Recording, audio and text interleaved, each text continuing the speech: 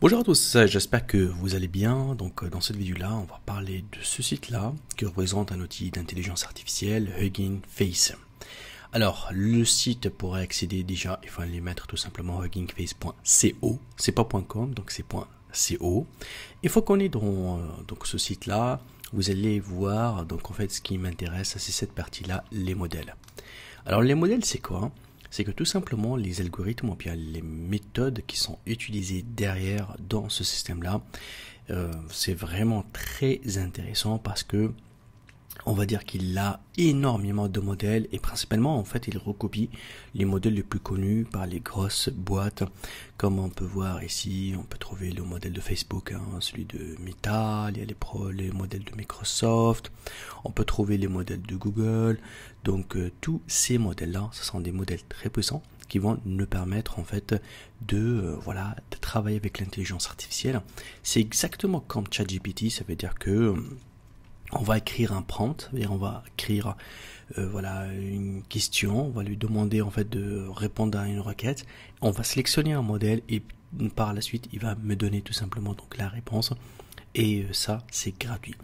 Alors au niveau des databases et tout ce qui est datasets, ici en fait les bases de données qui ont été utilisées pour l'apprentissage, c'est vraiment énorme. Donc là ici, comme vous regardez, donc il y a des centaines de milliers de databases que même je peux bien évidemment les utiliser, parce que ces databases en fait en background ont été bien sûr testées pour améliorer les performances de ce système là. En fait au niveau de pricing, nous on va travailler juste avec les versions gratuites. La version gratuite en fait elle va me permettre en fait d'utiliser les modèles. Elle va me permettre de travailler avec le modèle en fait open source qui va me permettre en fait d'exécuter et me donner des réponses par rapport à mes plantes. Bien évidemment, il y en a ceux qui veulent aller un peu plus loin en utilisant en fait des process ou bien des processus, mettre à disposition, comme vous le voyez là ici, c'est des processus en fait qui permettent d'exécuter des data et des données en fait complexes. Et vous allez voir que bien évidemment ça va être facturé selon le nombre de mémoire, le nombre de processus que je vais l'utiliser. Alors maintenant, pour y accéder, je vais tout simplement ici aller donc à huggingface.co/chat. Donc là ici, il va me permettre donc de créer un compte. Donc là je peux créer un compte. Je peux cliquer ici pour choisir par exemple là ce que je vais le voir, le thème français ou bien le thème clair. Vous allez voir que là ici, je peux créer un nouveau chat. Tout l'historique, je vais le voir ici dans ce cadre-là. C'est comme ChatGPT, exactement pareil. Vous allez voir que je peux sélectionner les modèles. Il y a aussi des assistants en fait. L'assistant, c'est tout simplement des robots en fait créés par la communauté, qui sont partagés donc gratuitement, que je peux les utiliser, qui vont encore raffiner mon prompt et encore raffiner le résultat. Et il y a ici donc le setting.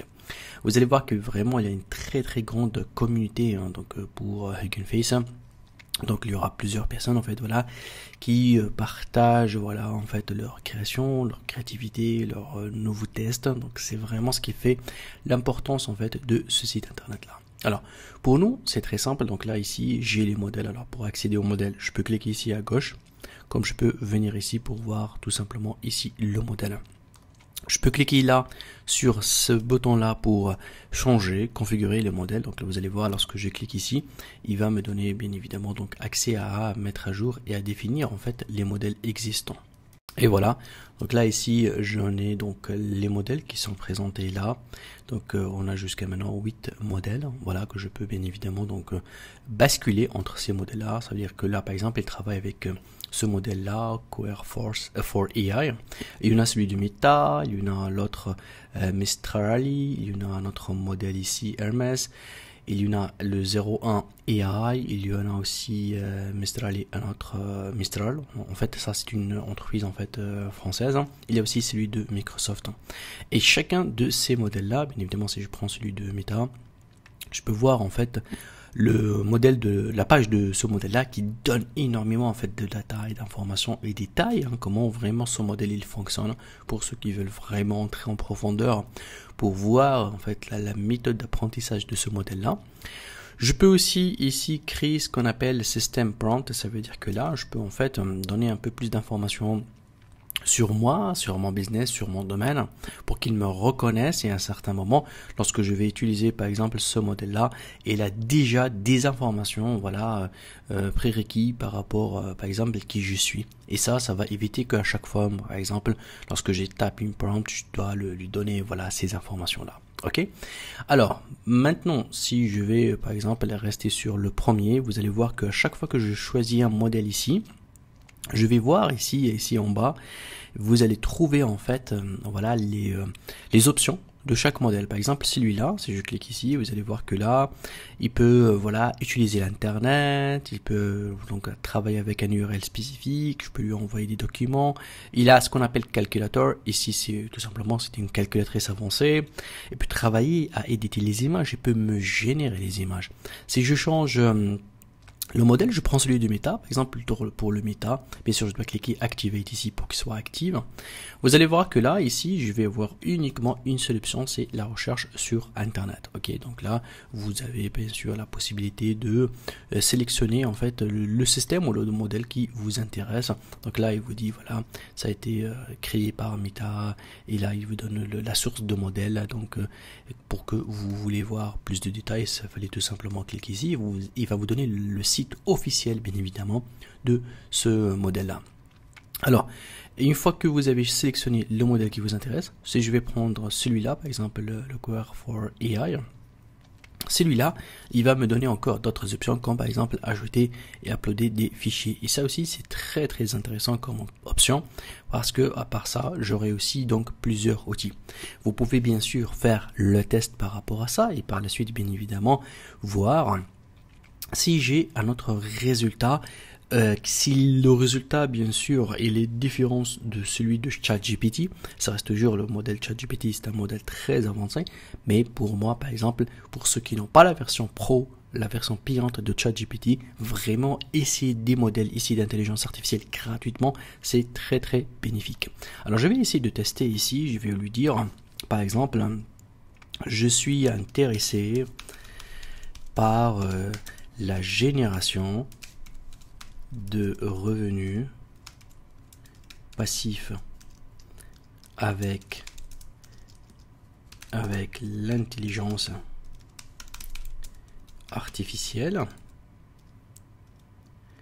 Voilà, donc là je vais tout simplement lui demander, on va lui demander quelles sont voilà les idées. Propose-moi des idées qui me permettent de gagner de l'argent avec ou bien grâce l'intelligence, l'IA tout simplement, voilà. Et je peux lui dire ici par exemple lorsque j'utilise ChatGPT par exemple, on peut lui demander ce qu'on veut, hein. Donc là il va essayer en fait de me proposer quelque chose. Donc là voilà, je viens de écrire tout simplement donc un prompt, voilà, une requête, et là je clique pour lancer ça. Vous allez voir que c'est le même phénomène, hein. Donc là il a trouvé que elle avait besoin en fait de chercher sur internet. Il va vous montrer bien sûr un petit peu les sources, hein, avec lesquelles, là où il a détecté en fait voilà les informations, les aider par rapport à ça. Et voilà, c'est la même façon de faire, hein, la même technique utilisée de ChatGPT. Et il est en train de vous écrire en temps réel en fait ce qu'il vient de recevoir. Donc du coup là, voilà, il va en quelques secondes en fait, il va me retourner en fait les différentes informations. Je peux bien évidemment arrêter la génération si je veux par exemple l'arrêter, comme je peux bien évidemment là passer à une deuxième requête. Regardez là ici le résultat. Donc il va me dire voilà, pour générer de revenus passifs grâce à l'intelligence artificielle, on peut faire la création de contenu, on peut faire le marketing d'affiliation. Donc là créer votre propre site web ou chaîne YouTube et utiliser l'IA pour créer de contenu. Voilà, donc là la création de contenu pour faire intégrer à l'intérieur donc le lien d'affiliation. L'art généré par l'IA Là, il va me proposer voilà de créer en fait voilà des modèles voilà d'images spéciales, spécifiques, uniques, et je peux les vendre voilà sous format d'impression sur les shorts, les t-shirts, ou voilà, et en utilisant en fait tout simplement les plateformes comme Etsy. Donc là voilà pour ou bien Redbubble. Là ici pour mettre en place voilà donc ces images là. Influenceurs sur les réseaux sociaux. Donc grâce à l'IA, on va créer donc du contenu qui va être attirant pour faire une communauté, et grâce à ça on peut faire des partenariats et placements de produits. Les cours en ligne, voilà, là il me dit je peux créer des cours en ligne qui sont améliorés par l'IA et les vendre sur une plateforme d'apprentissage. Donc ça aussi c'est une proposition, parce qu'aujourd'hui l'IA peut créer le texte, peut créer d'abord elle peut créer le sommaire, elle peut créer le texte, le script, et elle peut même le lire aujourd'hui avec des différents outils que vous n'aurez même pas besoin en fait de lire votre script. Elle peut générer en fait les images, les diapos, et même aujourd'hui on peut l'enregistrer sous format plusieurs langues. Investissement dans la crypto-monnaie. Donc là, il dit que voilà, il va y avoir un investissement financier initial. Mais on peut utiliser l'AI pour analyser les tendances du marché, identifier les crypto-monnaies les plus prometteuses. Création de sites web. Donc là, je peux utiliser l'AI pour créer des sites web pour les entreprises. Donc même si je suis pas développeur. Donc là, voilà, il m'a donné donc cette idée sympathique, intéressante. Et grâce à ça, en fait, lui, il a fait une recherche. Si je vais essayer de poser la même question ici sur ChatGPT. Voilà, je suis sur ChatGPT en fait. Je vais aller à la version 4, la version Pro, hein, celle qui est la plus poussée. Et là, je vais essayer donc de passer la même question en fait et voir un petit peu le résultat. D'abord, ce que vous allez remarquer que le taux de réponse pratiquement il est le même. Donc là, c'est la même chose. Donc là ici, une petite comparaison. Vous allez voir que là, c'est vrai que le résultat il va être pas dans le même ordre, c'est tout à fait normal, mais comme côté en fait résultat ou bien information ou bien des données, ils sont pas très très loin. Donc je laisse ChatGPT finir en fait ce qu'il a proposé. Donc si je regarde ici, déjà on a 7 résultats. Par rapport à ChatGPT, on va voir combien de résultats il va me fournir. Donc là, la même chose, c'est 7. Donc là, ici, il a proposé la création de contenu, développement des cours en ligne, services de consultation, bon ça c'est un petit peu le différent, offrir des services de consultation en utilisant l'IA pour analyser des données ou fournir des recommandations, développement de produits numériques, bon ça c'est un peu général, à créer des applications, des outils qui utilisent l'IA pour offrir des services uniques, comme la rédaction automatique des mails, bon c'est une autre idée ça, hein. L'optimisation des sites web pour le SEO, vente d'analyse de données, bon, il a toujours resté dans l'analyse de données, création de contenu interactif, développer des chatbots, voilà, ça c'est une autre idée en fait, la création de chatbots ou des assistants virtuels qui peuvent interagir avec les utilisateurs pour les sites web, donc vendre voilà, les chatbots, et marketing d'affiliation, la même chose. Donc c'est vraiment très très proche hein, de là, mais sincèrement je trouve que celui-là qui a utilisé un petit peu l'internet, qui est parti un petit peu chercher, je trouve pas de redondance, donc chaque idée elle est unique. Il a parlé de crypto-monnaie, ChatGPT n'a pas parlé de ça, les réseaux sociaux n'a pas vraiment parlé de ça, ChatGPT, l'art, voilà, et vendre donc de l'art. Donc, mais ChatGPT il a proposé l'automatisation et les chatbots, c'est un petit peu la différence. Vous voyez là ici, quand même, là j'utilise une version payante. Là, j'utilise une version donc gratuite, sans oublier que là ici, je peux la lancer à un nombre très très élevé. Par contre, au niveau de ChatGPT, je suis un petit peu limité hein, dans le nombre d'heures. Je suis limité à un nombre de requêtes spécifiques que je peux pas voilà abuser à l'utilisation de ChatGPT. Pourtant que j'ai la version payante. Et une fois que le nombre de requêtes il est expiré, bien évidemment, je peux plus l'utiliser. Il va me basculer vers cette version-là, le 4O, que moi je trouve qui n'est pas assez performante que la version 4. Donc là, ça, on vient de voir donc l'utilisation. On peut maintenant utiliser en fait la fonction upload file pour voir lorsque j'upload un fichier, c'est quoi le résultat que je vais recevoir. Très bien, donc là, on va cliquer sur upload file pour qu'on puisse uploader un fichier, voilà, à partir de notre ordinateur. Donc je vais sélectionner là un fichier, en fait, c'est un fichier tout simplement d'un cours, ok, qui est sur l'écoute active. Donc là, je viens de lancer le fichier et là je vais lui demander je veux un résumé, voilà un résumé pour ce document et je lance en fait ma recherche. Donc du coup là, le fichier en fait il contient énormément donc de slides et il y a voilà tout simplement donc des informations par rapport à un cours bien déterminé. Donc là, regardez là ici bien sûr, je peux voir un petit peu qu'il vient donc de prendre donc le fichier qui est en train de le lire.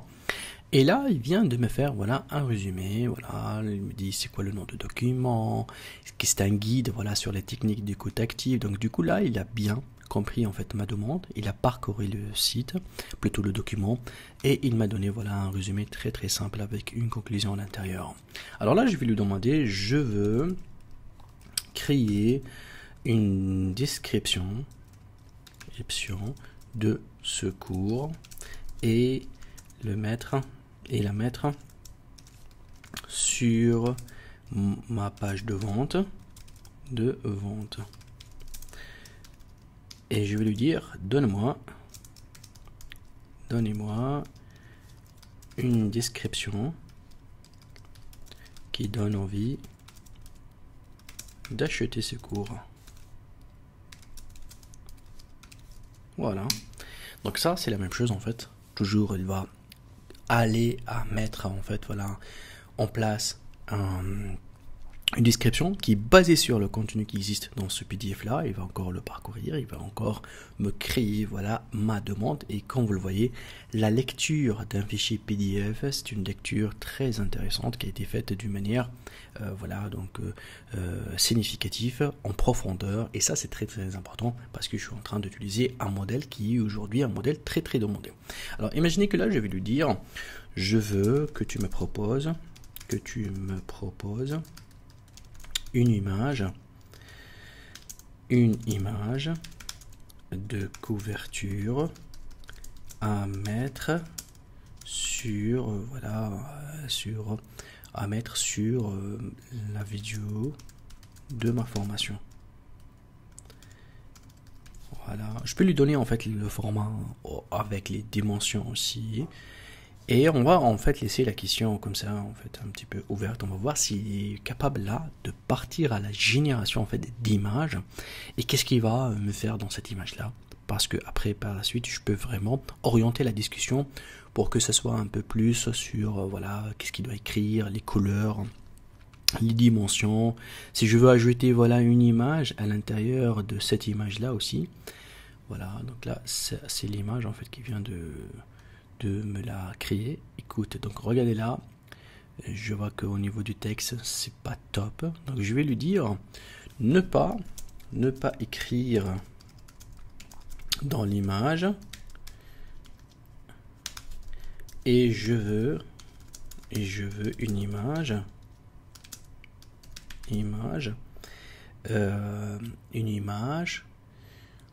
pour une vidéo sous format, on va dire sous format horizontal,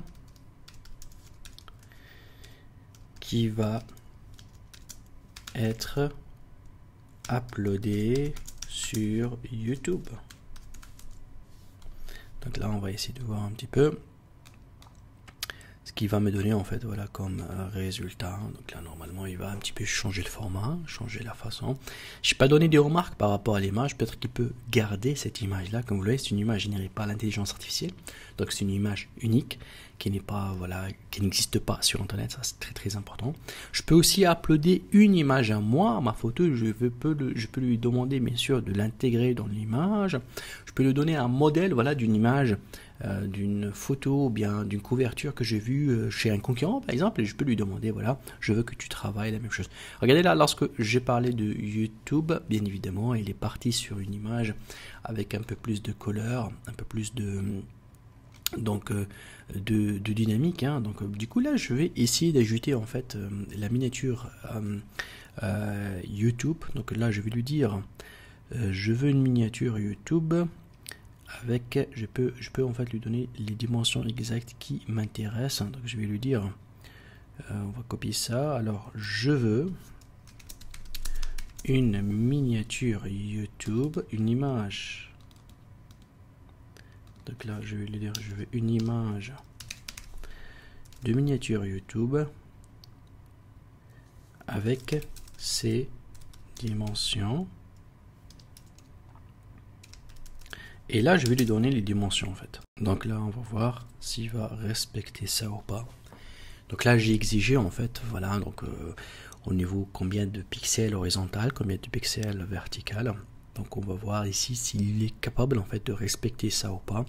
Comme on l'a dit, donc c'est un modèle, hein, donc un petit peu, il fallait voilà, spécifier au fur et à mesure votre demande, il faut l'orienter, il faut bien évidemment parfois reposer la question. Donc là, ici par exemple, il n'a pas vraiment travaillé l'image de cette manière-là. Peut-être que au niveau de l'édition d'image, c'est un peu voilà en retard. Donc du coup là, il se peut que ça sera beaucoup mieux d'aller un peu plus à un autre modèle, à tester un autre modèle et voir si un autre modèle est plus développé que celui-là. Donc là, par exemple, je peux cliquer ici sur les modèles. Je peux aller à celui de Meta. Et je vais tout simplement au niveau de Meta, je peux lui demander d'utiliser Internet s'il veut. Je vais lui demander créer juste une miniature YouTube. Je viens de le donner. Alors, l'image doit être une couverture pour mon cours.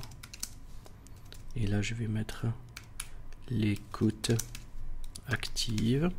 Donc là, il va un petit peu, on va voir ici avec ce modèle-là s'il est un peu plus. Regardez là déjà au niveau de la recherche web, donc il n'a pas pu en fait accéder. Donc là, il est en train de chercher en fait une description d'image par rapport à ça. Et l'idée en fait ici par rapport à ces modèles-là, bien évidemment, il y a des modèles qui sont forts dans la génération d'images, d'autres dans le texte, d'autres dans l'analyse des documents Excel, d'autres qui sont plus peut-être dans la création d'analyse. Donc du coup, il fallait vraiment chercher et trouver lequel en fait de ces modèles-là va aller en fait à une création d'image, voilà, qui répond à votre besoin. Donc là, je peux toujours copier ça. Donc là, en fait, je vois, bon, il me dit la description d'image, mais il n'a pas donné, en fait, réellement l'image. Hein. Donc là, je peux tout simplement stopper. Je peux lui demander encore une autre fois, sans demander de l'accès à Internet, créer une image de miniature YouTube. Donc on va spécifier ça encore un peu plus. Et on va voir s'il est là voilà, pour aller à la génération d'images. Donc là, il vient de me créer une image, en fait, il a hébergé quelque part. Donc on va essayer de cliquer pour voir en fait l'image, hein, pour voir un petit peu si elle répond ou pas. Donc ça c'est, voilà, ça c'est le lien en fait de l'image. Donc on va essayer de cliquer pour voir s'il me ramène vers une image. Donc là ici, la page does not exist, donc pas encore. Donc la génération d'images, je ne sais pas s'il a réussi ou pas, ou bien s'il est en cours de la réaliser. Mais bon, ça n'a pas marché. Je vais lui demander de régénérer une autre fois l'image. On va attendre qu'il termine en fait la requête jusqu'au bout.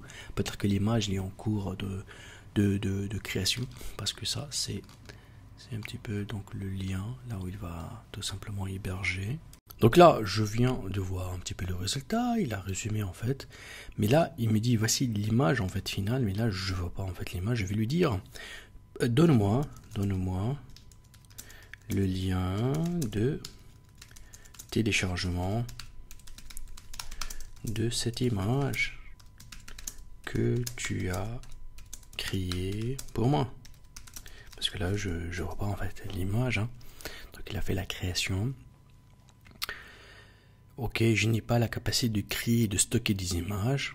Ok, donc là, je vois que il n'est pas capable en fait de me créer un lien. Alors je vais lui demander en fait de me réafficher. Ok, merci de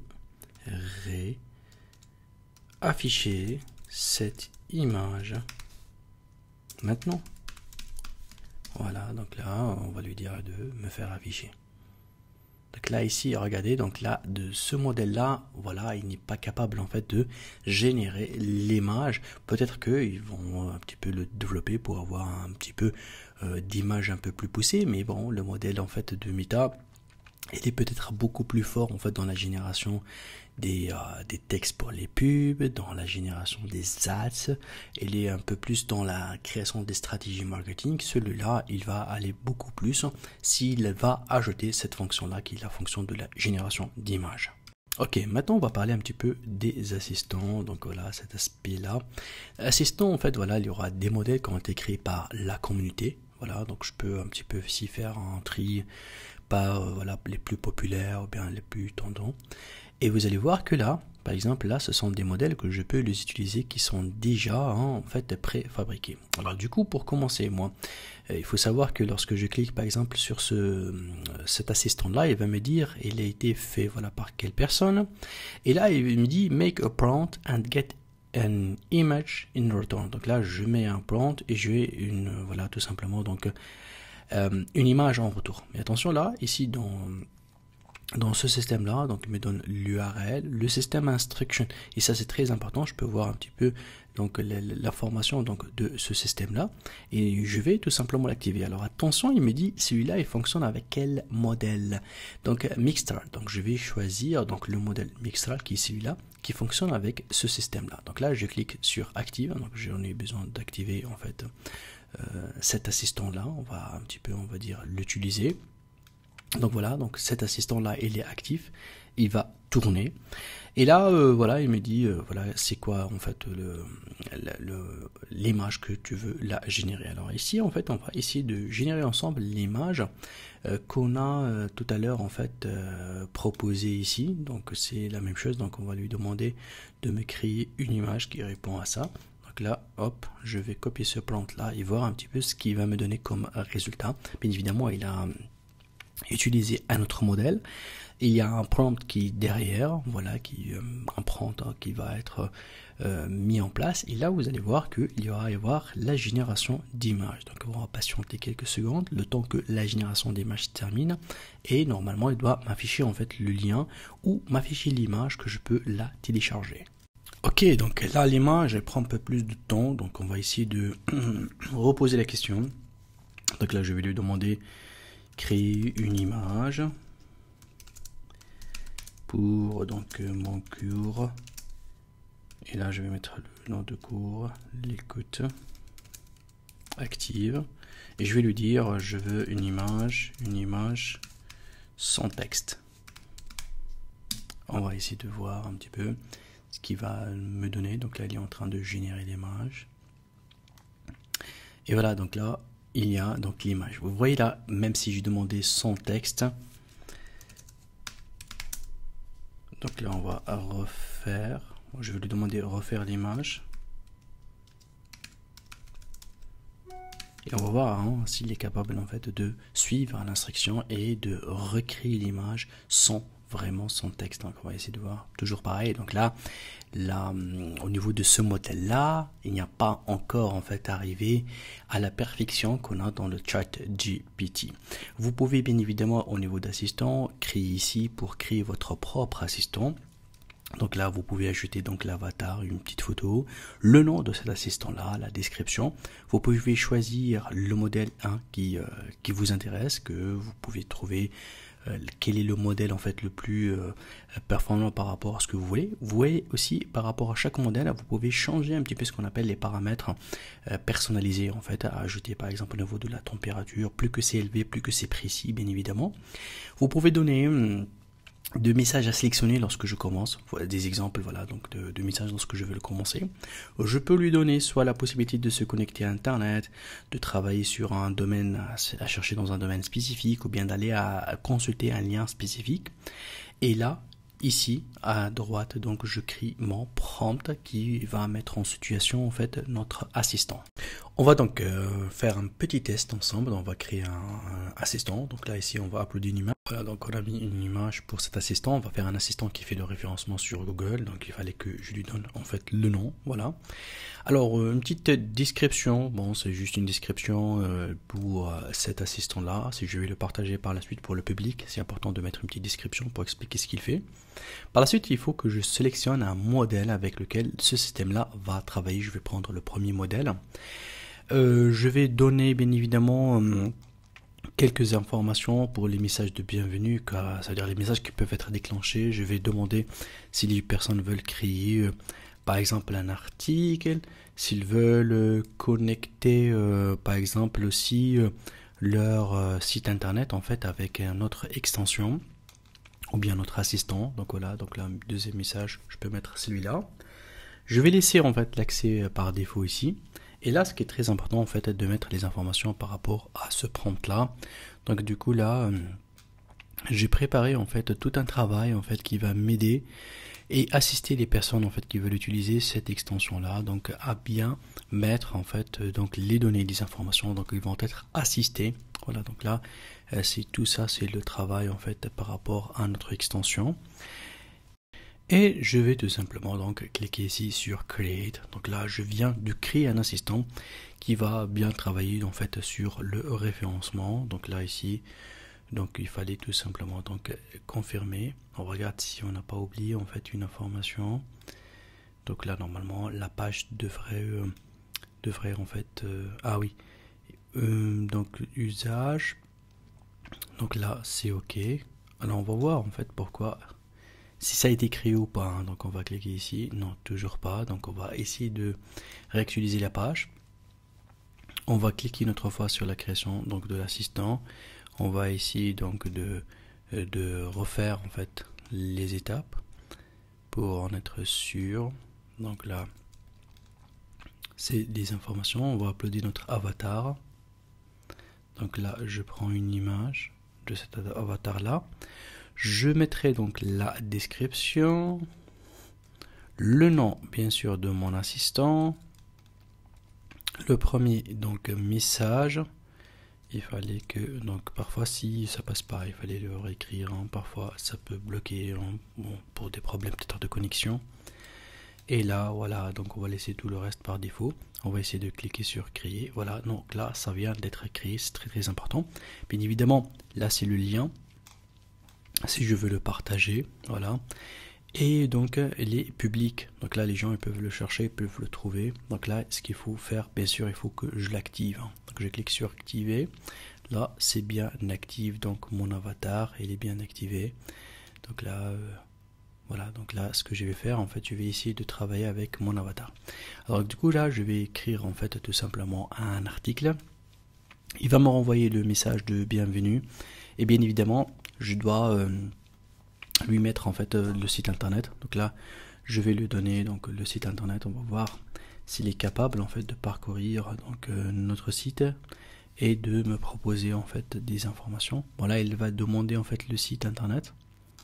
On va essayer de lancer le site et donc là il va faire une analyse. Donc là il vient d'accéder en fait. Regardez là, donc l'analyse en fait n'a pas été faite comme il faut, hein, parce que là c'est, je sais pas si en réalité elle a pu accéder au site ou pas, hein, parce que là au niveau des informations, donc là il n'a pas vraiment trouvé le site exact. On va essayer de refaire le travail. Donc là on va cliquer ici et on va créer en fait un nouveau chat. Voilà, toujours avec notre extension. Et on va essayer de lui donner avec le HTTPS.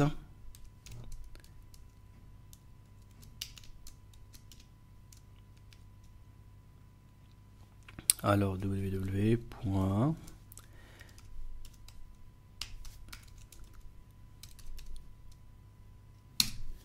On va voir hein, s'il est capable en fait d'accéder au site.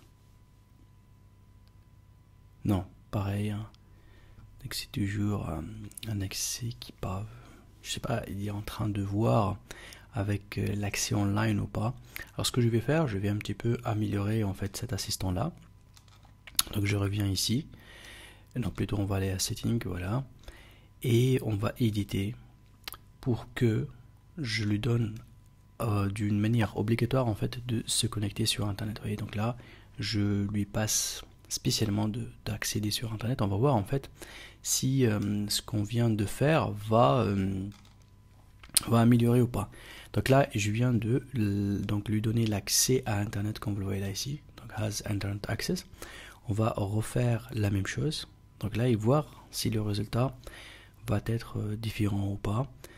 Et voilà, donc là il va me demander en fait de donner le site internet. Alors le site internet on va le faire une autre fois.